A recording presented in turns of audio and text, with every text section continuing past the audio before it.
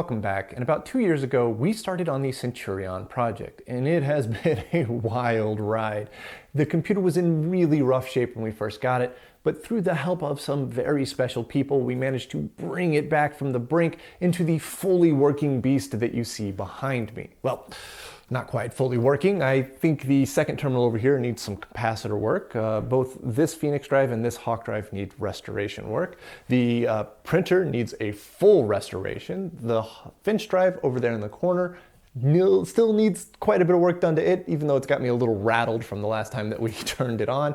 And there's another Hawk drive in a cabinet just behind the camera, getting some work done to it for something very special coming up soon. So we have a ton of work ahead of us with the Centurion, and I couldn't be more excited about where this machine is going to take us.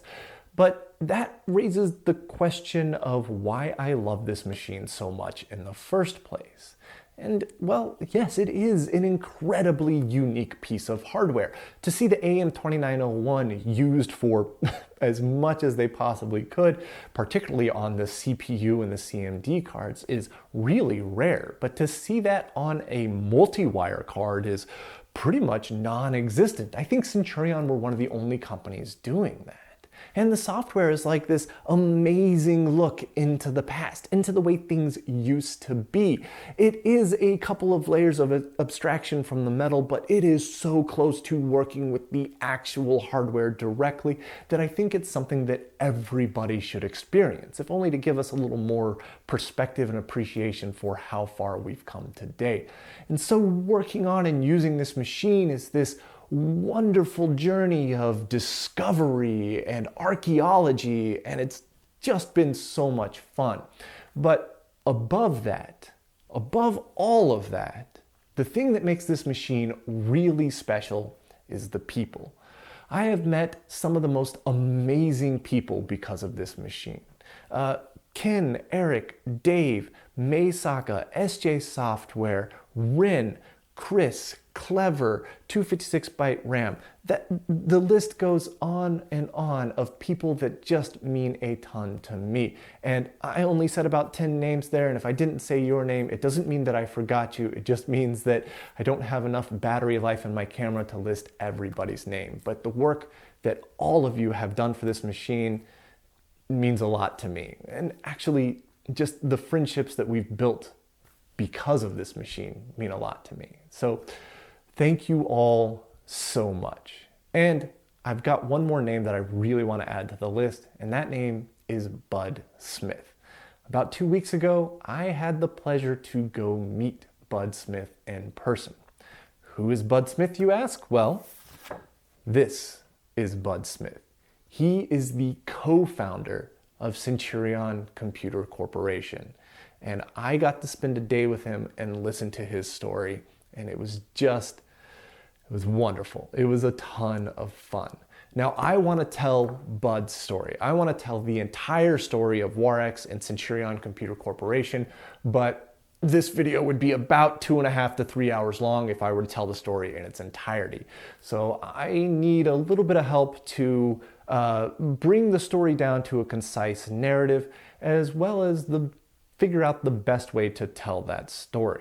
But instead of just sitting on it forever and sitting on the things that Bud hooked me up with, because he gave me a ton of great stuff, I figured today I would just share with you guys some of the pictures that Bud gave me and try to supply a little bit of extra context to the photo. So we'll start with probably my favorite photo that we got, and that is this machine here. Now, this is one of my favorite photos because it is unmistakably Centurion. The design language is pinpoint there. But there's some interesting things that we can glean from this. It's a very early CPU, so it's a CPU 4 or even the EE200 based CPU. We can tell this because of the number of switches on the front panel. The early CPU 4 systems had switches for all of the sense switches, and those ultimately got moved to being on the CPU card itself for the CPU 5 and CPU CPU 6, but the early CPU 4 systems had those switches on the front panel. But below that is the real star of the show. It's got a tape drive, and it looks like an ordinary cassette tape, but this is actually a Sykes tape drive, which uses a unique cassette and a unique mechanism specifically for data storage. So the fact that there's 3 tape drives in here tells us a little bit about how Compose, the text editor that we absolutely hate, actually functions, because Compose was designed around this idea of tape drives. You're reading a stream of text off of one tape into a buffer, but everything has to happen sequentially. You can't do things in a random access manner, and that's why Compose is so difficult to use. Now, my other favorite part of this photo is the Selectric over here on the right side of the desk. This is not just any Selectric, this is an IBM Selectric terminal. It is essentially a data terminal for this machine, which means that this is designed as a single user system, and it has an incredibly minimal OS on it. So I love this photo because there's so much unique stuff going on in it. I really wish I had a Selectric terminal, but actually I have an IBM Selectric Composer, which is really similar to a Selectric terminal, and I think it might be possible to convert it into a Selectric terminal and use it on this machine, which is a project that I want to get to in the future. So, what a great photo. What a great photo. The next photo that I want to show you guys is this one here. And this is a really unique looking Centurion because it doesn't look like any other Centurion I've ever seen them build. The design language isn't quite there yet. And well, asking Bud Smith about this machine revealed a really interesting story, because this is not a real machine. It's fake. It's a totally fake machine.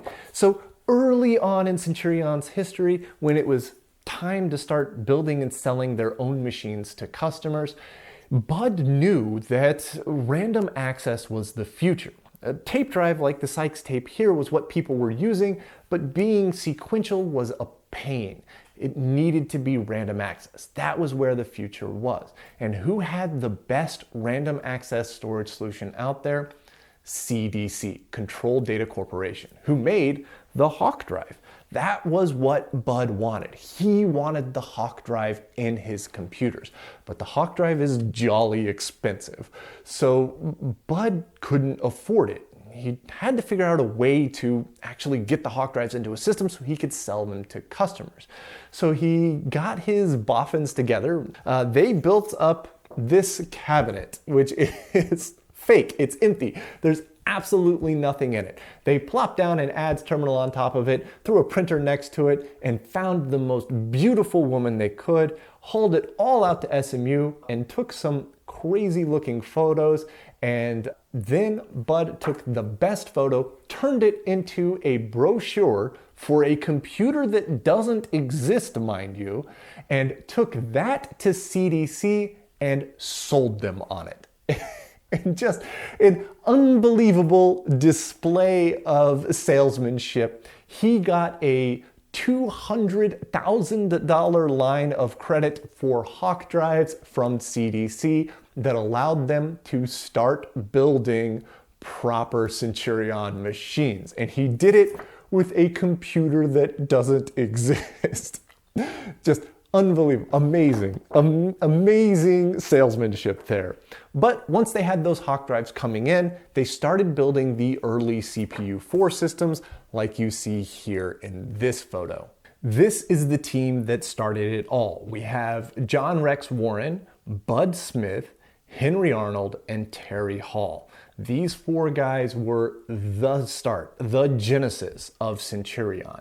And the very small Centurion that's sitting in front of them is the early CPU for systems. So it's using an Eldorado-based EE200 CPU4 with a custom Hawk controller card that Centurion themselves designed. As a matter of fact, the Disk 1 and Disk 2 cards that I have a part number of 01001 and 01002.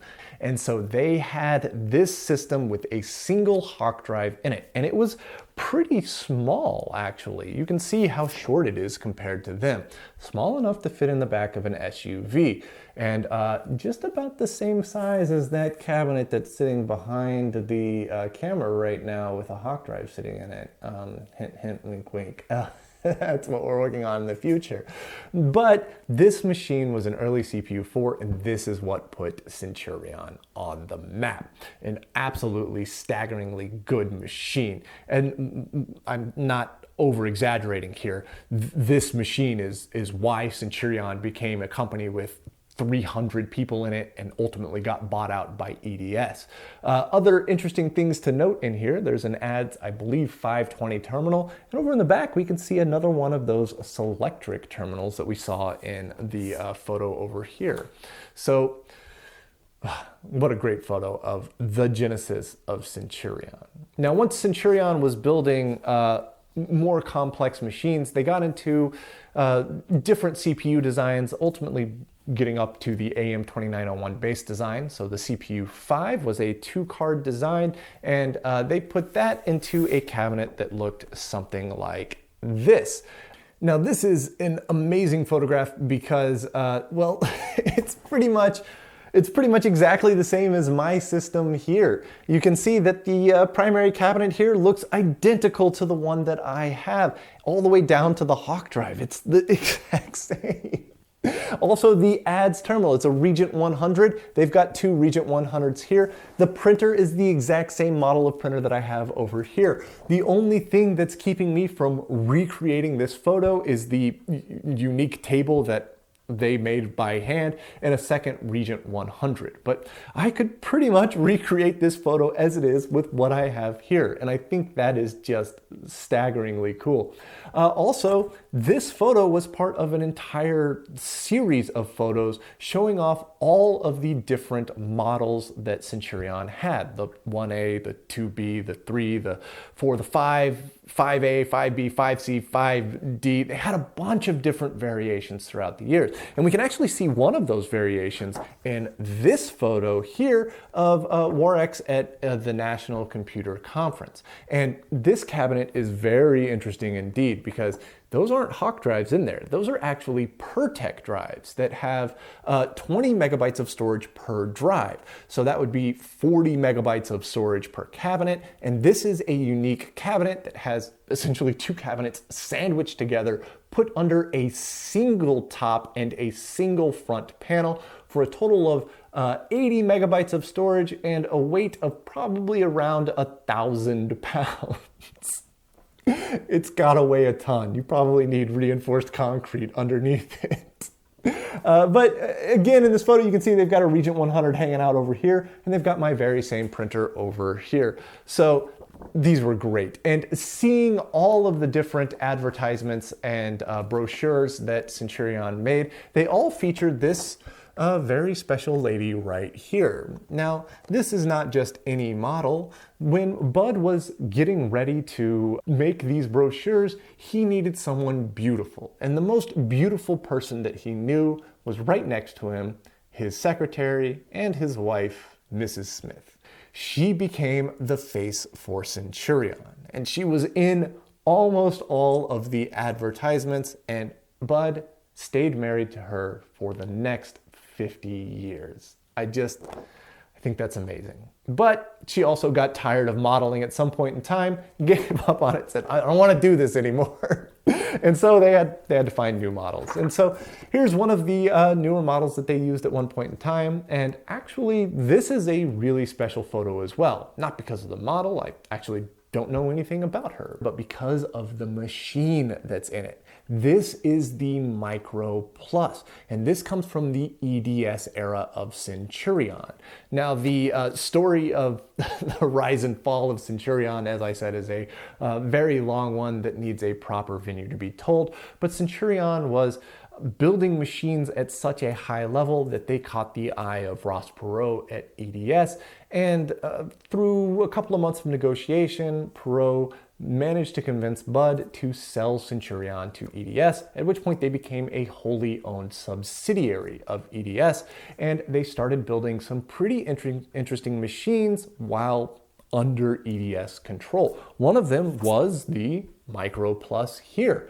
You got to remember, in the early 1980s, the PC was coming out, but it wasn't quite as well known as we know today that was the beginning of the end. A lot of people just saw the PC as a toy, but there was some inspiration to be had there because it was desktop sized. So that meant that many computer companies needed to start building desktop sized stuff that still had all of the proper real functionality of a mini computer, that stuff that a PC couldn't do, notably multi-users. So this was what the MicroPlus was. It had a custom 4-slot backplane in it, so it has a full-on CPU 6 card, the exact same card that's in the genuine system here, has a 128K memory in it, has a FFC card, Finch floppy controller, the exact same one that's in this machine right now, and it had a multiplexer card. Could have been a 4-port multiplexer card or an 8-port multiplexer card, which was designed by David Williams as a still single slot card that had 8 mux ports on it. So you could theoretically have one of these desktop sized systems with 8 terminals running into it. It was a full-on mini computer on the desk. And you can see that in this particular photo, it has 2 8-inch drives above it. This could have been something like, say, the Finch and the CDC floppy, but they also had a version of this that had 5¼ inch drives in it, which would have been a very early CDC RIN, as well as a full height 5¼ floppy. So you could have had multiple people using one of these on a desk. I think this is just an extremely cool system, and I would love to build a replica of this one day. But this is not the only desktop system that Centurion made. They actually made a PC compatible system. This is the Centurion PC. It has an x86 processor in it. And well, you can see visually it looks very similar to the IBM PC of the time. And this, interestingly, was not designed as a competitor against the IBM PC, which sounds weird to say because it very obviously looks like a competitor against the IBM PC. No, this was designed as a bargaining chip. Around this time, EDS was in talks with IBM to buy PCs for their business. And this is a business-to-business deal, so we're talking huge numbers of money, which means they're saying we're going to buy so many thousands of these for this price. And EDS had a price, and that price was too low for IBM. IBM said, no, we're only going to sell them to you at this price. Negotiations were not going well. IBM left. EDS came over to Centurion and said, build us a PC. So the Centurion guys were thinking, nice, we're building a proper PC compatible thing to go out there and compete with IBM. But EDS only wanted them to build enough to put on a good dog and pony show. So they built a couple hundred of these, put them out in front of everybody, and brought the IBM guys back in and said, we don't need your stinking IBM PCs. Look, we've got our own in-house built PCs that are going to compete with you, and they're better. And IBM came back and said, okay, we'll sell you IBM PCs for this price. And they said, sold, and they shut down the Centurion PC project right then and there. This was just a business maneuver, which is so sad to me. But I would love to get my hands on one of these one day. I do know somebody out there that happens to have a monitor from one of these. This is a very unique Centurion branded monitor. But the rest of this is, there were very few ever made, and they're pretty much non-existent. Man, Bud hooked me up with far more pictures than this, and I could sit here and talk all day, all night, and all day again tomorrow on everything he hooked me up with. We got these beautiful binders that say Centurion on them that have overviews. There are just unbelievable amounts of information in here. Now, I have gone through and scanned this entire binder, all of these photographs. I have yet to scan this binder, although that is something that I am working on actively.